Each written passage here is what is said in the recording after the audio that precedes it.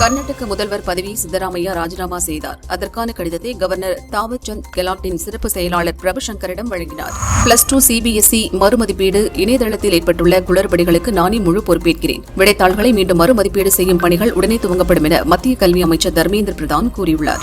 எம்ஜிஆர் ஜெயலலிதா வழியில் தொடர்ந்து பயணிக்கிறேன். மக்களின் கருத்துக்களை பிரதிபலிக்கும் கட்டாயத்தில் இருக்கிறேன். தாவேக்கவில் இணைகிறேனா என்ற யூகத்துக்கு எல்லாம் பதில் சொல்ல முடியாது என அதிமுக முன்னாள் அமைச்சர் சி. விஜயபாஸ்கர் கூறினார்.